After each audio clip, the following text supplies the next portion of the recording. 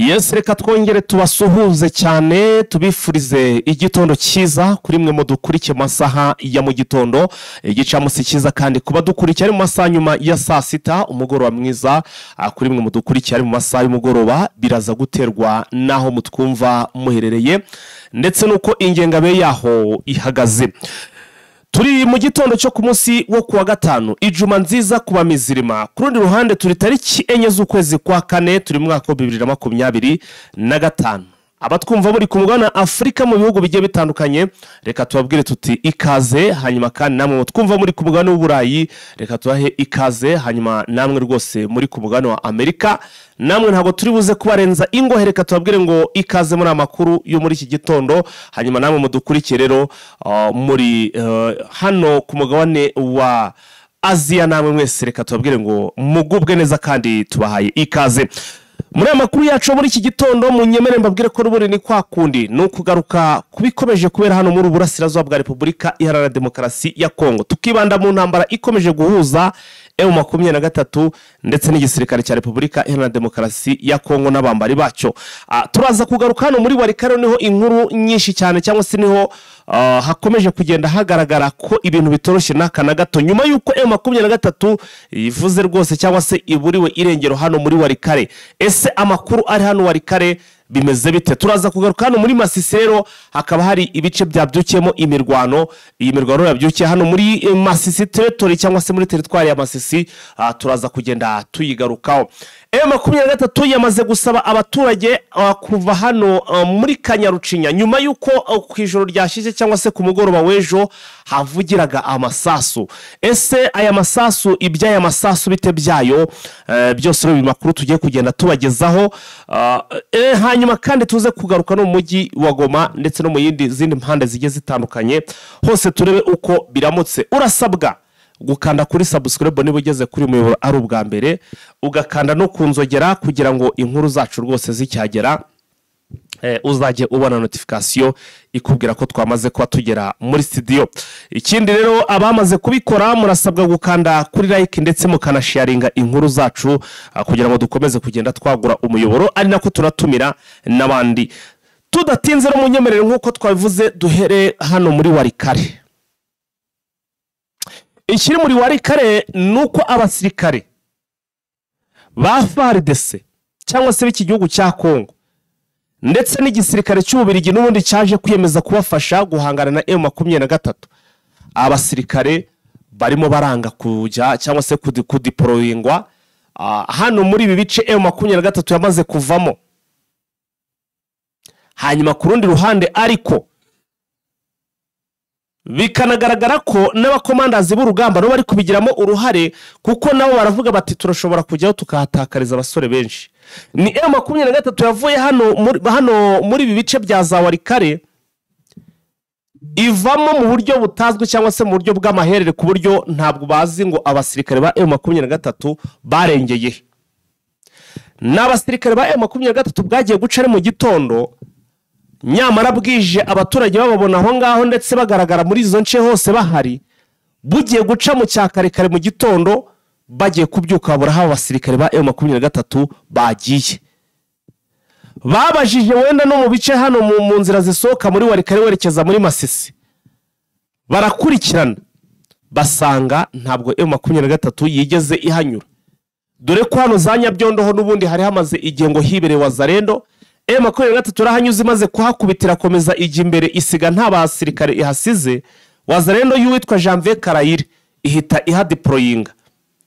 Batekereje rero bati se iyi M23 itanyuze hano hantu igaruka isubira inyuma muri za Masisi, iyi M23 yagiye hehe?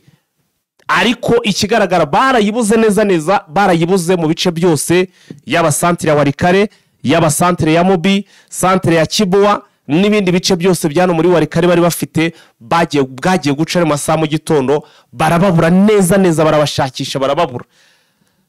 Baravuga bati se none barengeye, biba urujijo. Bakomeje gucanganyikirwa rero baravuga bati niba abarwanyi ba M23 batagaragara, ikigaragara ntabwo bari kure ahubwo birashoboka kwa bihishe barimo hano hafi ari nka ambush baduteze kugira ngo tuzagire gutya tuyigwemo none batumerere nabi. Bityo rero aba basirikare b'igisirikare cya Kongo ba FARDC ndetse n'izingabo z'abirigi ya mitwe n'ubundi Wazalendo nibo bari kugaruka bakaza muri ibyo bice, ariko Wazalendo murabizi ko bo nta nubwo 23 barasana umujinya, isa naho ibirukankaho, ndetse niyo bakwemo uniform akibera abaturage ntago bajya bamenya kubatandukanya, doke barabireka. Ariko izingabo za FARDC zo neza ngo zanze kuza hano muri Walikale muri ibi bice M23 yavuyemo, ariko intandaro bakaba ari ubwo bafite bari kuvuga bati dushobora kwa twakwinjiramo none M23 tugashiduka ituvuyemo ikatugabaho ibitero cyangwa se tukisanga turi hagati batuzengurutse ntaho gucikira bahahari, ibikoresho twa deployinganye cyangwa se twazanye ugasanga n'ubundi barabitwaye, bityo rero bikaba igihombo, ndetse bakabura n'ubwisobanuro bwo gutanga mu byo kuri muri etat major yabohereje hano muri Walikale. So nguko rero ngayo nguko M23 barayibuze. Hanyuma ndetse mpitana nasimbukira no kuri iyi nkuru ivuga ko nyuma yuko nyine bayibuze bakabura hiri hano muri Walikale, bagakora iperereza gasanga n'abaturage ntabwo bazi irengero rya M23. Ariko ikindi kintu mwibuke ko iyi territoire ya Walikale ni territoire nini ariko igizwe n'amashamba. Hanyuma rero ejo amashamba rwose cyitwa amashamba ngo cyari cyagatoye kuko biriwe basheringa banakoresha za drone zibari gushakisha muri amashamba ya za Walikale ngo bashakishe niba hari aho babona M23 yaba yarengeye, cyangwa se niba hari naho yarasira izo drone zabo bagahita bamenya ngo aho ngaho niho iherereye, nibura bakamenya location, kuko buriya biragora cyane kuba ahantu utazi ngo umwanzi wawe ari he, kuba uturanye n'umwanzi ukamenya ngo ntumenye ngo araye he ngo bimeze bite, uzi ko isari yose ushobora gusinzira akakugubanya.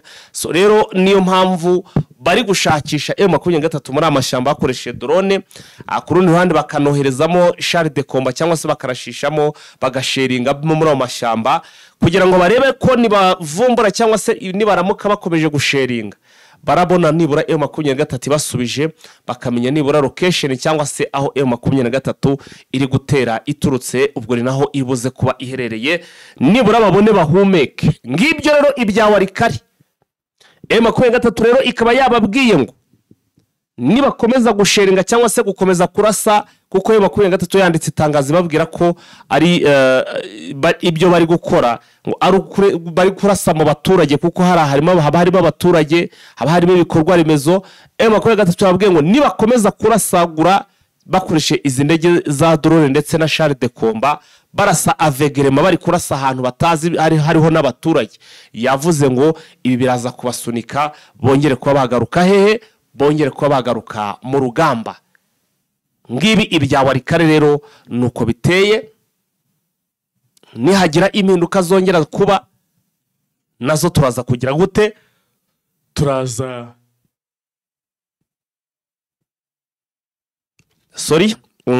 rwose kugenda tubigarukaho. Hanyuma tuve hano muri Walikale tugaruke gato cyane, ariko naje kumenya nagerageje umutaramo wanjye rwose yagerageje kuganira cyane n'urubyiruko rwa hano Igoma, mbere uko ubwo tugiye guhita twerekeza mu nkengero za Nyiragongo. Yaje kuganira n'urubyiruko rwa hano Igoma, tuza gusanga M23 hari abasirikare benshi cyangwa se hari abantu benshi ibura bagakwiye kuba bakwinjira muri M23 bakabafasha, ariko bitewe nuko M23 ngo ibirindiro byabo cyangwa se aho batangira imyitozo bitewe nuko ari kure, ngo harabanga kujya muri M23 bitewe nuko bumva ngo bari bujyanwe za Cyanzu. Uyu mutaramo ngo urubyiruko cyangwa se abajene bahariya muri za Goma ngo bakabavuze bati baramutse bafunguye nk'ikigo hano hafi nk'Igoma harazamugunga cyangwa n'ahandi hagiye hatandukanye ariko hafi, ngo abakoboyi rwose ngo bakwicomeka muri M23 bityo effectif ikabaho cyangwa se ikaboneka, dore ko M23 abaturage nubwo bayikunda cyane yaje bayikunze, ndetse hakaba hari nibyo ivuga bagenderaho cyangwa se babona ari byo, ndetse ikabanira n'umutekano ugerageje kuhungabanya yafatwa kanahano. ariko baravuga bati bitewe nuko M23 effective ari ntoya abenshi usanga barigirukanse rwose ku muvuduko uri hejuru akaba ari za Kiwari kare abantu urumva harabari iyo ngiyo za Sud Kivu rwose iyo za donc mu bice bijya kure za Rubero hose bariyo bakavuga bati byatumye ibice bimwe na bimwe ubu ngubu ngo birimo insecurity bitewe nuko M23 barwanyi bayo bari nko muri mujyi wa Goma ni bake ibiciro byishigo bikaba birimo insecurity bakavuga bati rero niba wenda guhagarara bakaza bakarinda hamwe ibice bimwe bikarangira ari ikibazo ni bashyire hafi ibigo abasore bayinjiremo baze rwose ba joining M23 bagiye kukosa ariko atari guyo kure za Cyanzu nibura ngo baze batangire rwose bafatikanye cyangwa se nabo bongere imbaraga bongere effective hano muri M23 ubwo ni nk'ubutumwa mbona aba bajene batanze M23 igomba gutekerezaho birashoboka ni ibitekerezo byabo nabo hari ibyo itekereza ariko igitekerezo cya kigomba kugira gute cya kigomba kugenderwa cyangwa se kubahwa tuvuye rero kuri ubwo tusabe cyangwa se kuri ubwo butumwa bw'abasore bahariye n'inkumi bahara mu mujyi wa Goma bifuza ko ikigo cya training cyangwa se ishuri rya gisirikare rya M23 ryakwigira hafi reka twigarukira no muri Nyiragongo hafi na za Nyiragongo mu makuru ari kungeraho rwose ari kungeraho nuko ku munsi w'ejo habayeho kurasa kugura cyangwa se kurasa kwa FDL ndetse na Wazalendo ibi bikaba byabiri hari muri za Kanyarucinya Kanyarucinya ni igice kiri hafi n'umujyi wa Goma ni hafi n'umujyi wa Goma usohoka mu mujyi wa Goma werekera muri Kibumba ukimara gusohoka mu mujyi wa Goma ahantu hambere tugerana ahantu bita za Kanyarucinya ukava Kanyarucinya ugera za Kirimanyoka ukava Kirimanyoka ugera ahantu bita ku Children ukazamuka ukagera ahantu nyine ubwo za Kibatiyo hose donc Kirimanyoka Kanyarucinya ni hafi n'umujyi wa Goma neza mu makuru nakiriye nuko mu mugoro washize ejo ku isaha saa 10 aho ngo muri amasaha saa 10 humvikanye amasasu FDL ngo baraje bararasagura bararashe barasaku bwinshi FDL baraje bararasagura ntabwo ari ubwa mbere kuko muri hari ahantu muri ibyo bice muri iyo axe FDL gukunda kuva muri birunga bya Nyiragongo muri kira kirunga cya Nyiragongo yarangiza ikaza ikarasagura hovyo cyangwa se amasasu menshi adafite umupanga adafite gahunda ibiro bikaba ari biri mu bintu biri kubabaza cyane abaturage ndetse na M23 amwe mu makuru mbafitiye atariho ivumbi M23 yamaze gusaba abaturage ko bava hano muri Kanyarucinya bakabanuka Kiyazi hano munsi hano mu mujyi wa Goma kugira ngo ibanze ikore umutekano cyangwa se ibanze isafishe isukure neza aha hantu ibanze izi FDL zihinde mu budehe ariko n'umuntu wari warasigaye muri za Kanyarucinya mu nkambi urumva nawe rwose ntabwo wamenya ngo ese we byari bimeze bite urumva nawe ntabwo yari yorohewe ubwo abaturage bamaze kuva Kanyarucinya bamanutse Kiyazi izi FDL ubwo sasa bagiye gutangira kubonana nazo nibyo ndi kuvuga ntiburiya abo bari za Rubero abo bari za Warikare bakabaye baza ahubwo iki kirunga hano muri iyi pariki ya Nyiragongo bakayinjiramo bagasakambura rwose ikitwa FDL n'ibyari byabo bakabisenya kuko urumva bageze iyo za Warikare bageze iyo za Rubero ariko hano muri Nyiragongo hano muri iyi pariki ya Virunga hano muri Rucuro izi nyeshyamba ziracyarimo niyo mpamvu navuga nti rwose ibyo bintu bakwiye kugira bakwiye kugira ukuntu babyoroganiza bakabihandoringa tuvuye rero ahangaha reka tuhite dusimbukira n'ubundi hano muri Masisi mu bice byabyukemo imirwano nkuko amakuru arimo kugenda abivuga n'ubundi hafi na Rubaya niho hari imirwano ibyukiye hafi n'ikinombe cya Rubaya kira Kinyangara aho imirwano iri kubera mu gace bitaruke nubwo mvuze ngo ni hafi harimo ibirometero byinshi my friend harimo ibirometero byinshi mbibutse ko aharuki niho hantu hari guturuka Wazalendo zikaza kurasa cyangwa se zikaza kugaba ibitero hari ahantu bita za Kinigi. Niho aharuki baturukaga, ahari hakaba hari Nyatura, ubwo ni Wazalendo ko ya Nyatura iyobowe n'uwitwa Mahoro, ariko ku rundi ruhande ikaba ibitero biri kugabwa harimo ngo witwa Honorable Justin wa wundi rwose wahoze ari depite, nyuma yuko M23 imufashe ku gifu cyangwa se imuciye gucukura mu y'agaciro ndetse n'ibindi bikorwa bye bigahagarara, iby'ubudepite byaranze, byatumye rero byatumye rwose M23 baba bayigabaho ibitero muri iki gitondo, ngo hakaba habyukiye imirwano ikakaye. Iyi mirwano ikaba rero iri kubera muri ako gace ka Ruki, aho M23 yavuze ngo ahantu muri gutera muturutse naho reka tuze tuhasenye. Niyo mirwano iriho kuvugwa muri iki gitondo cyo kuri uyu munsi rwose wa tariki 4 z'ukwezi kwa 4 2025. Ngayo rero amakuru ajyanye na update ku bigendanye n'urugamba cyangwa se ku bigendanye n'imirwano abyutse ari kuvugwa. Ariko ku rundi ruhande nibyo nababwiraga nti hano muri Warikara ahantu bitazanya byondo hari Wazalendo y'uwitwa Janvier Karayire, bivuze ngo ibice byose hari muri Warikare usibye kuba batazaho M23 iri, ntabwo rwose bazi aho M23 iri, ahubwo izi ngabo zirwana ku butegetsi bw'Kinshasa zahise zisubira muri ibyo bice. Numanuka muri Sud Kivu barakubwira ko ubu ni Karume nta mirwano, haratuje. Wagera nanone ku rundi ruhande hano navuga ngo ni muri Sud Kivu naho rwose nta mirwano usibye imyiteguro y'urugamba ihari. Noneho rero no mu bindi bice byose ugasanga na amahoro, nta mirwano irimo, ibintu na amahoro, umutekano mu by'ukuri. Nibyo navuga biri kuva cyangwa se niyo makuru navuga ngo aramukiye hariya. Ikindi rero na hano muri Masisi usibye habyuke imirwano, ariko mu bindi bice akazuba karimo karava. Wagera muri Rucuru naho nuko bimeze, mbese muri make ibintu ni tamamu. Ariko makuru ya 3 rata igomba koko kuba mu by'ukuri isa naho izigaruka inyuma mo gato, kugira ngo rwose ibanze ifixing umutekano wo muri bino bice rwose igomba kugira ukuntu ibigenza.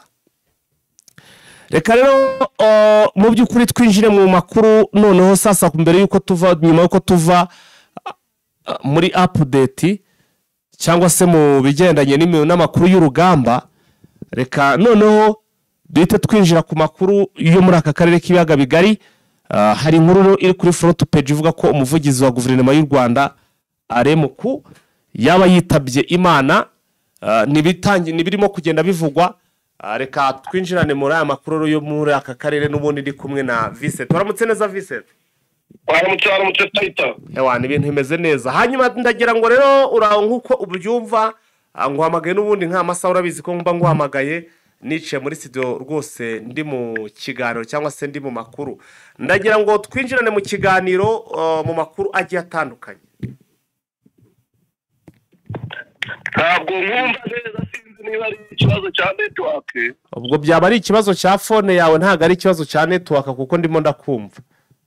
Akoresha Airtel. Aho yimpamagareho ntayo mfite.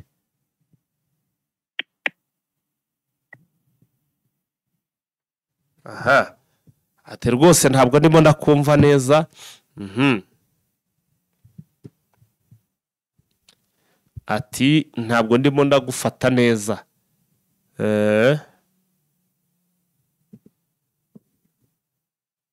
Ntabwo ndimo ndagufatisha neza.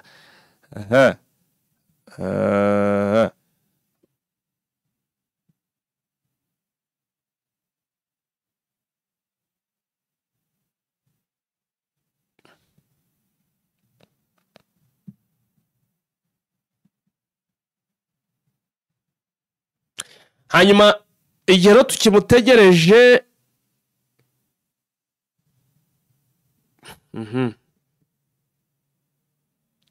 umuvugizi wa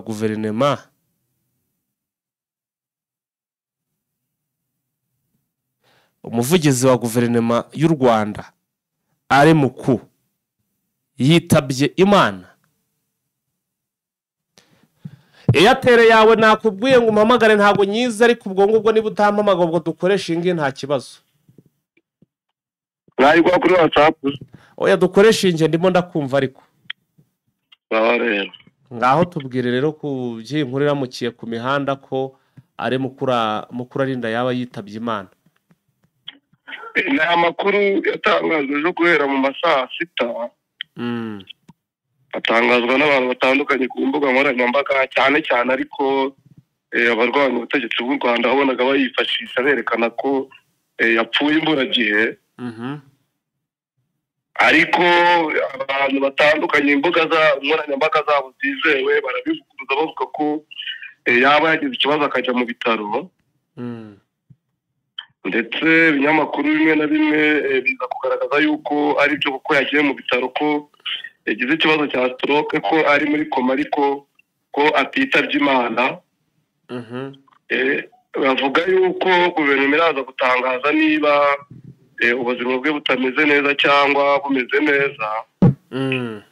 Ubu turacyategereje itangazo rya guverinoma icyo ibivugaho, ariko amakuru ari byo ntabwo yitabye Imana, kuko ibinyamakuru bitangaza amakuru mu Rwanda byose byagaragaje ko atitabye Imana, kandi kuraturuka ku bitaro arwariyemo, ariko atatangaje amazina yabyo, yavuze ko ari muri koma, ko atitabye Imana.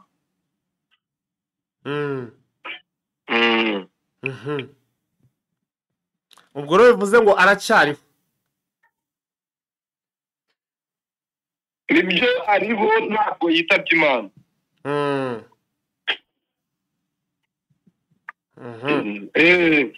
Andi makuru aramutse na ayahe?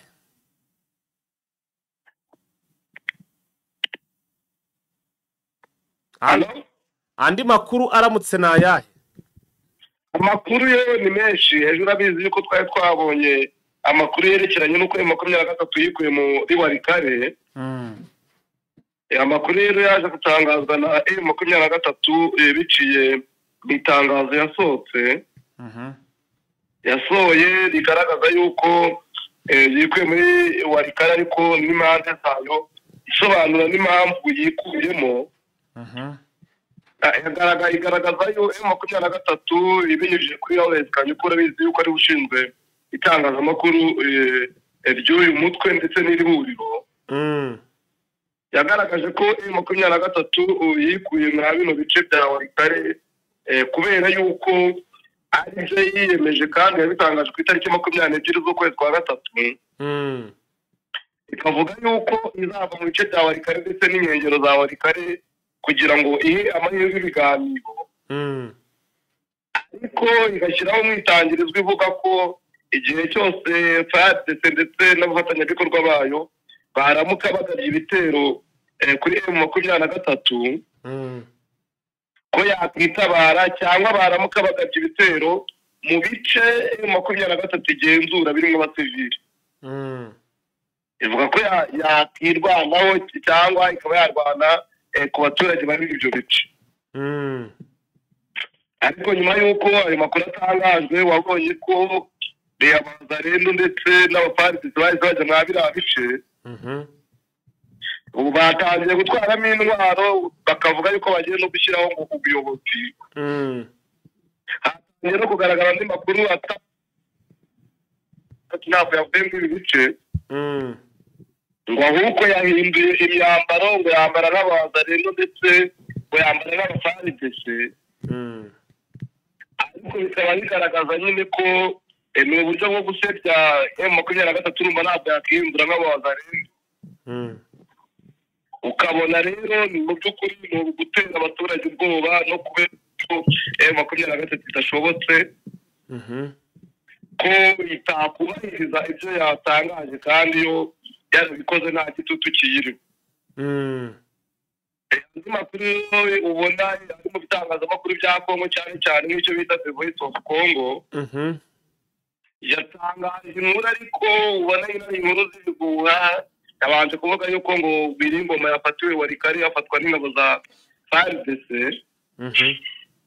ariko hari mugenzi wanjye waje kuvugisha Biringoma mu Biringoma aravuga ati ntabwo njyewe nafashwe ni bya bindi byabaza rero n'abapadiri baba bahaza urumogi bakavuga ko bafasha abantu kandi batabafasha ati njye ndaho ndakomeye nta kibazo mfite ariko ibitangazamakuru byinshi byegamiye kuri leta birimo biratangaza yuko ngo yafatiwe muri Walikale kandi ngo hari abasirikare batatu ba M23 bafatiwe muri centre ya Walikale ngo bagafatanwa n'imbunda zabo ngo bagasobanura ukuntu ngo bakorana n'ubutegetsi bwa Kinshasa bamwe mu bayobozi babo ngo bakavuga yuko uwo umwe muri batatu bafashwe ari M23 ngo rero bagaragaje ko M23 itavuye muri Walikale kuko yahinduye imyenda ngo ikambara nka FARDC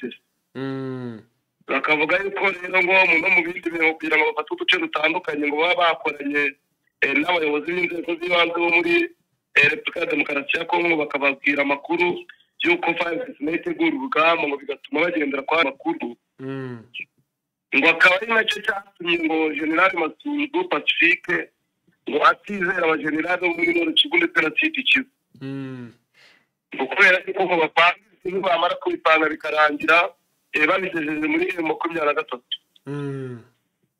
urumva rero byerekeranye n'uko M23 yavuye nabi ibice bya Walikale byateye ubwoba abantu bo muri leta ku buryo bagenda nyine bagahimba n'ibiguha bitandukanye kugira ngo barebe uko bahangana n'ubwo bwoba andi makuru gato nuko M23 yavuye muri ibi bice gato cyane ndabona hano hari inkuru isohotse update isowe na Bertrand Bisimwe isaba guverineri Birato wo muri Sud Kivu gukomeza nyine ngakaba hafi cyane rwose ngo n'igisirikare uyu mugabo twe dufite amakuru ko ari umwe mu bantu bagambanira M23 ndetse ko afunzwe uyu mugabo bimeze bite uramuvugaho iki Bertrand Bisimwe yaje kubyandika ku rubuga rwa X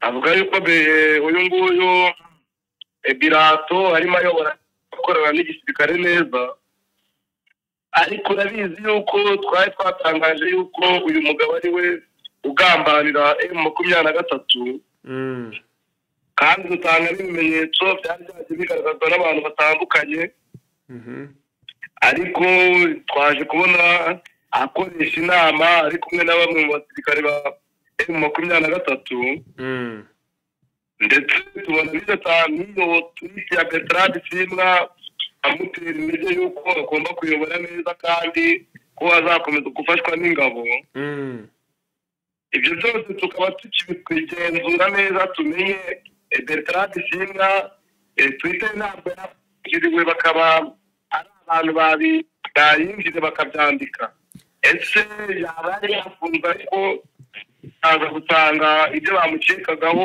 bitamuhama bakamurekura ibi byose kubera amakuru twatangaje kandi tuzi zifatika tugomba kubijyanisha n'ibi kubera ko hano rero bikigiye kuba umuntu akawunti ye yatwarwa abantu bakandika ibyo bashaka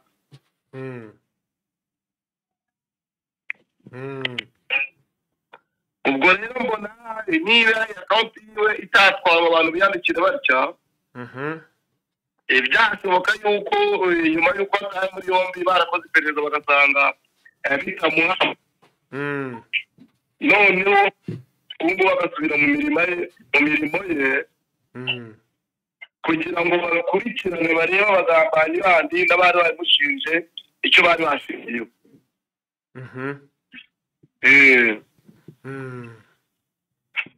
numva twakomeza ku byerekeranye n'urugamba twajya ku by'urugamba nta kibazo ku by'urugamba mu gace ka Masisi hari hari imirwano ku buryo byanatumye abaturage bava mu byabo kubera imbunda zumvikanaga aho mu gace bita Kanki hafi ya Masisi baba bakomeje guhangana n'abazarendo ariko biza kugera mu masaha saa munani z'umugoroba abaturage bavuye mu byabo kubera urusaku rw'imbunda ndetse n'intoya bari batinye ziri gukoreshwa ku mpande zombi. Uku kuva rero mu byabo bagahungira mu bice bitandukanye byatumye bitera ubwoba abantu mu bice nka Nyabyondo barakomeza nyine za Masisi Centre birakomeza bigera mu bice bitandukanye nk'aho bita Imara ndetse n'igice bita Birere kuko mwaka gace ka Masisi kandi gace bita Birere. Nyuma y'amasaha 9 niho wumva urusaku rw'amasasu banyuru kabanuka. Ubu muri iki gitondo nyine abaturage batangiye kongera gusubira mu byabo kubera yuko M23 yagerageje gusubiza inyuma aba barwanyi bo muri Wazalendo bari bashatse kwigarurira utuno duce. None bamaze kubasubiza inyuma bakangurira abaturage yuko bo bakwiye kongera kugaruka bakaza mu bice byabo ko nta kibazo cy'umutekano bagikemuye. Ariko n'ubundi abaturage bakaba bati turacyabona abazarendo hirya no hino bashobora kuza kutubuza umutekano. M23 kabizeza yuko irakora ibishoboka byose kugira ngo n'uwaba wihishe imukure mu bice yihishemo. Ibi rero nabyo tubijyanisha n'amakuru yaje kugaragara ku basirikare b'Ababiligi. Urabizi ko twatangaje inkuru uvuga ko ari abasirikare b'Ababiligi baguye bari kare. Yego baraswe na M23. Amakuru yo kwizerwa rero yashyizwe hanze na bamwe mu bashinzwe ubutasi mu Bufaransa. Bagaragaje yuko Ububiligi bwohereje abasirikare bajya hagati ya 300 na 400 mu burasirazuba bwa Kongo. Minisitiri wa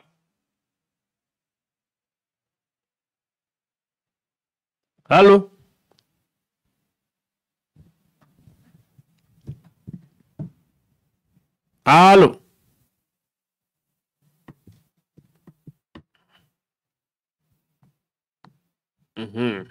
ikoranabuhanga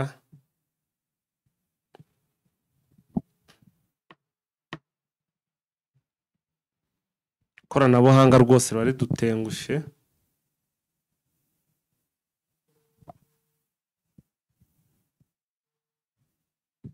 Halo yego twavuga amakuru yerekeranye n'abasirikare b'Ububiligi bari muri bino bice bya Kongo. Bakaza kugenda bahakana yuko ntabahari ariko bamwe mu bashinzwe iperereza mu Bufaransa bagaragaje ko igihugu cy'Ububiligi cyohereza abasirikare hagati ya 300 na 400 mu burasirazuba bwa Kongo. Ariko nubwo byagiye bikomeza guhakanwa na Minisitiri w'Intebe na Minisitiri w'Ububanyi n'Amahanga w'Ububiligi, haje kugaragara rero makuru yerekana izina ry'abasirikare baguye ku rugamba ndetse n'abakomeretse b'Ababiligi. Aho hari umusirikare bita Sergeant Jimmy Louis Franda ko ari we waguye ku rugamba rwari ruhanganishije M23 na FARDC. Uyu musirikare akaba yari gukoresha drone. Izi drone rero mu gihe zaraswaga na M23 uyu musirikare nawe akaba yararashwe. Aya makuru urabizi ko twayatangaje abantu bakabihakana. Twababwira ati tuzabazanira n'amazina yabo tubabwira. Nibwo buryo kino twakomeje gushakisha kugira ngo tumenye amakuru nyirizina yerekeranye n'aba bantu bakomeza guhakana yuko batari mu ntambara mu burasirazuba bwa Kongo. Yego byerekeranye n'indege byo biba bikiri byishimiye muri Kongo kuko n'ubu FARDC ibinyujije nyine kuba mbari bayo. Batangaje ko ngo ku kibuga cya Kavumu ugani Bukavu ngo hari indege ya Uganda ngo yari yahaje. Ngije gukora iki se kandi? Indege mufite ngo ibirango bya Uganda ngo ndetse ngo yiyitirira ngo Seyiseri ngo yaje muri ibyo bice ngo biza kurangira rero ngo irasi ngo na FARDC ariko ukaba ubona ari bya bindi by'abantu bo muri sare ndetse bakomeza kugaragaza yuko barashe indege. Urabizi yuko n'ubundi twabonye umwazarendo wifotoreje kuri drone yarashwe, yatonze ingese avuga ko ngo ari drone wazarendo yarashe. Naha rero bagaragaje yuko ngo hari indege mu biti birango bya Uganda ngo barashe ngo yarigiye ku kibuga cya Kavumu. Ariko ukabona ni bwa buryo nyine nakubwiye igihe cyose M23 bakubise ishuro, bahita bagaragaza yuko hari abandi babari inyuma, ko ari abandi babafasha, kandi nta kimenyetso na kimwe baba babifitiye ariko bagashaka guhimbahimba. Aha rero babivuze, ariko turacyashakisha aya makuru turebe koko niba ariyo cyangwa ari bya bindi byabo byo gukomeza guhimbahimba. Nayo numva uko tuza kuyabona tuyageza kuba dukurikira kugira ngo bamenye nyirizina ibiri kuba naho nuko bimeze, kugira ngo batagira icyo batuburana kandi tuba dufite amasoko yacu y'amakuru atandukanye.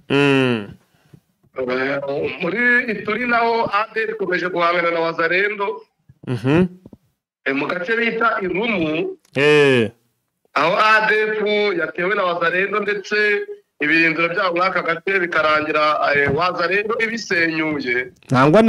Nangwa buriya wasanga muzi yatangiye gukora ibyo yari yateganyije. Nabyo birashoboka, ugasanga rero wazarendo barimo bariyitirira UPDF. Noneho kubera ko babonye UPDF ibitsisuye abarwanyi ba ADF, none ko bati ni twebwe twabatsisuye, kuko si ubwa mbere si ubwa kabiri tubona ibyikozwe na M23 byitirirwa n'izindi nzego. Ntabwo rero cyaba ari igitangaza kubona wazarendo yakitirira ibyakozwe na UPDF, kuko n'ibyakozwe na M23 bagiye babyitirira.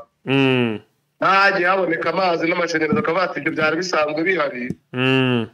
Iki rero nacyo cyaba kimwe muri ibyo ngibyo byo ntabwo twabishidikanyaho ko UPDF yaba yabikoze noneho bakabyitirira.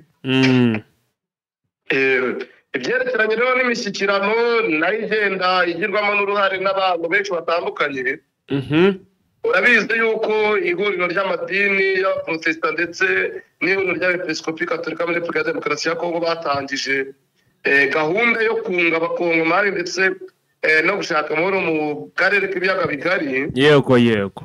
Ubu abepiskopi berekeje muri Amerika kugira ngo babe babonana n'ikipe Donald Trump yashyizeho, kugira ngo babaganirize ku kibazo kiri muri Repubulika ya Demokarasi ya Kongo, cyane cyane mu burasirazuba, ndetse n'inzira bagiye bategura z'uburyo iki kibazo cyakemuka. Iyi senko rero iri kumwe na SSC bagiye mu ijoro ryo ku mugoroba, aho baraye bageze Washington ndetse bakazagenda bakajya n'i New York, aho bavuga ko bazaganira n'abanyepolitiki ba Amerika, bakaganira n'imiryango mpuzamahanga ndetse n'amasosiyete mpuzamahanga y'ubucuruzi, kugira ngo basobanurire ibibazo biri muri Repubulika ya Demokarasi ya Kongo, babereke n'inzira bateguye. Abayobozi rero bihaye Imana bakaba bavuga yuko babona ikibazo cy'umutekano muke mu burasirazuba bwa Kongo uburyo gikwiye gukemuka, ko bashyize icyo bita ngo pacte sociale pour la paix et dans les jours de Clarake. Icyo wakwita ngo ni nk'umugambi w'amahoro mu karere k'ibiyaga bigari ndetse na Kongo muri rusange nyine. Bakavuga yuko bazaganira n'abanyamadini, bakaganira n'abanyepolitike, bakajya babereka ibyifuzo bafite, ndetse aba nabo bakagira inama babagira ndetse bakabereka n'icyo babifuzaho. Ibi biraba mu gihe Leta Zunze Ubumwe za Amerika zikoresheje umujyanama wihariye wa Trump muri Afurika, yoherejwe mu karere k'ibiyaga bigari, aho azajya mu Burundi, muri Kongo, mu Rwanda ndetse akajya no muri Kenya. Aha rero uwo mujyanama akaba yitwa Musade Bugoski, akaba ubu yaraye muri Repubulika ya Demokarasi ya Kongo, kuko yageze ejo bundi ku munsi wa gatatu. Ejo rero ku wa kane abonana n'abayobozi batandukanye ndetse abonana na Kisekedi, bagira ibyo baganira aho cyane cyane ari kubona ibyo baganira ari ibyerekeranye n'amabuye y'agaciro muri ya dile ya Gisekedi yo kubwira Amerika ati namwe nimuze mucukure ariko mutufashe umutekano. Akaba yarabijeje rero ko ngo azabafasha kugira ngo babone umutekano. Ariko nkaba mbibona mu buryo busa n'ubwa John nka wa mu congressman uherutse kuhaza Kongo igahakana yuko ngo atatumwe na Amerika kubera yuko yagezeyo akavuga ibyo batifuza. Ko yageze akerekana faiblesse ubutegetsi bwa Kinshasa bufite, akerekana imbaraga M23 ifite, bikarangira batemeye ibyayo yatangaje bavuga yuko ibyo yatangaje bitareba Amerika. Ukamubona n'uyu rero nawe igihe yaramuka agiye agatangaza amakosa yabonye ubutegetsi bukora byarangira nabyo batabyemeye. Ariko kadutegereze turebe ikizavamo, icyo yabemereye niba koko azakigeraho, ayo mabuye y'agaciro uko azayacukura bikarangira umutekano bamukeneyeho bawubonye. Adutegereze turebe niba azagira uruhare mu kurwanya imitwe yitwaje intwaro iri mu bice bitandukanye kandi ikorana n'ubutegetsi bwa Kinshasa, azagira uruhare mu kuba Kongo yakemera gucyura impunzi, azagira uruhare mu kuba abavuga ururimi rw'ikinyarwanda batakomeza guhohoterwa. Ibi byose turakomeza turebe koko nyirizina niba ibyo bavuga babasha kubishyira mu bikorwa. Nyuma y'uko nanone mu Burundi batangaje ko ngo systeme z'ubwirinzi bwabo zinjiriwe n'u Rwanda, hagaje kugaragara amakuru y'uko bari bagize ibibazo by'ikoranabuhanga kuko ubusanzwe ikoranabuhanga ryabo ntabwo riri hejuru. Ndetse kuzibona muri tudo control bikabagora kubera ko ibyuma by'ikoranabuhanga zabo computer zashaje. Baje kongera gutangaza yuko ngo indege zawe zongeye kubona uburyo bazikontorora. Ukaba wibaza ibyo bavugaga yuko binjirirwe byarangiye bite? Ukabona umugambi mubishya wo gusebanya no kuvuga ibitajyanye. Mu by'ukuri abantu bakaba babibajijeho impamvu bavuga ibintu byose biboneye banabishinga batabifitemo uruhare. Numva rero andi makuru twakomeza gushakisha bitewe n'uko agenda aboneka, ariko ntitwabura no kuvuga ibyo mu Bufaransa kuko nabyo hari inkuru mbonye ivuga ko ngo abadepite b'Abafaransa bari mu ishyaka ridafite aho ribogamiye ngo basabiye ngo u Rwanda yuko rukwiye kuba rufatirwa ibihano ngo amabuye y'agaciro y'u Rwanda ngo ntabe yakomeza gucuruzwa mu Bufaransa, ngo ikipe ya PSG igacana umubano na Visit Rwanda. Ariko bikaba byagaragajwe n'abandi badepite bandi bavuga ko ngo batashyigikiye u Rwanda. Bikagaragara yuko abadepite bari bamwe mu bakoreshwa n'ubutegetsi bwa Kinshasa nk'uko bamwe mu Bafaransa nabo babigaragaje, bakavuga ko ibi ngibi basaba nta bimenyetso babifite byo ko amabuye y'agaciro u Rwanda rukwiye kuva muri Kongo, ko bakwiye kuba barihagarika ibi bintu ko ari uburyo bwo gusebanya, ko u Rwanda rwagaragaje aho rukura amabuye y'agaciro, rugaragaza ibinombe biri mu Rwanda, ko ibi byose biri mu mugambi wa Kongo w'uko bita Terema cyo gusebya u Rwanda ndetse n'ubuyobozi bw'u Rwanda. Ibi rero nabyo bikaba byagaragajwe na bamwe mu badepite bari mu Bufaransa ko bidakwiye kuba bihabwa ishingiro kuko bitari mu mugambi wo kwerekana ko Kongo ikeneye amahoro. Ubu nanone turacyabona amakuru aturuka za Warikanye.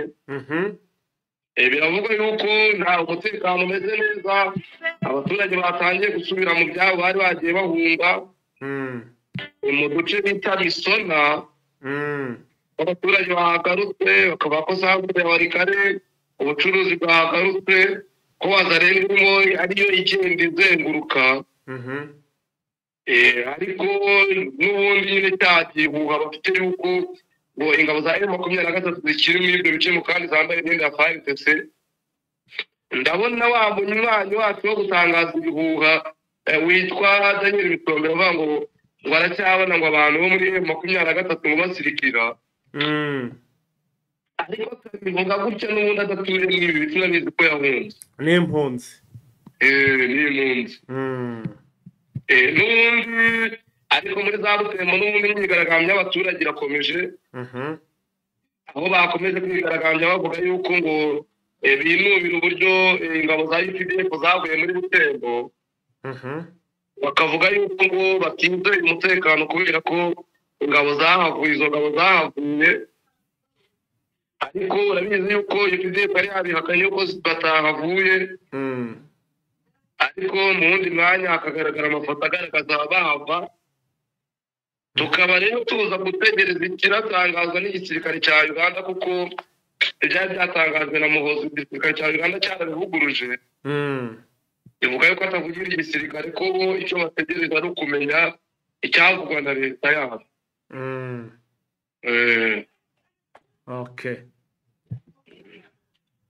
sawa niba nta kindi twakurekura ubwo ugakomeza ugakurikirana kugira ngo mu yandi masaha uze kuba uri update niko biri bugende kandi dukomeze dukurikirane andi makuru twaza kuyabagezaho mu kanya alright nguko rero ngayo ntago turi bujye muri byinshi ndagira ngo rwose amakuru yacu tube dufungiye ahangaha cyangwa se duhiniye ahangaha tuze kugaruka mu yandi masaha tubagezaho n'andi makuru ari buze kuba agezwaho roho nzima itura mu mubiri muzima roho nzima itura mu mubiri muzima kwivuza bisaba gushishoza tukirinda imiti ikoze mu binyabutabire tukagana imiti ikomoka ku bimera ikoranye ubuhanga n'ikoranabuhanga Prime Health Infinity yabazaniye ubuvuzi mpuzamahanga Chinese medicine bukoresha imiti ikoze mu bimera 100%. Fasha by'umwihariko abafite indwara za diabete, umuvuduko w'amaraso, impyiko, hepatite B n'izindi ndwara z'umwijima, amara, amibe, hemorrhoide, asima, sinezite n'izindi bya prostate, kubura ubushake cyangwa gucika intege mu byo gutera akabariro. Ababyeyi bazahajwe n'ibibyimba byo mu nda, infection, ibibazo imihango, kubura ubushake no kutabyara tubakoraho rikaka. Prime Health Infinity ikorera i Kigali ku Kimironko inyuma y'isoko ku muhanda ujya Kigali Parent School. Dukorera kandi mu mujyi wa Gisenyi kunsi yahahoze gare umanukiye kuri Avenue kwa Clave. Prime Health Infinity ubu yamaze kugeza stock y'imiti muri Leta Zunze Ubumwe za Amerika kugira ngo abari muri Canada, Australia na Leta Zunze Ubumwe za Amerika mwese bariho mwishyurira imiti kandi bagera hari hituruje kitarenze iminsi 2. Nta mpamvu yo kongera gutumiza imiti mari gihe kirekire bikaba byakuviramo no kubura amafaranga yawe. Bihugu by'Iburayi nka Finland, Ubwongereza, Ububirigi, Ubufaransa n'ahandi Brazil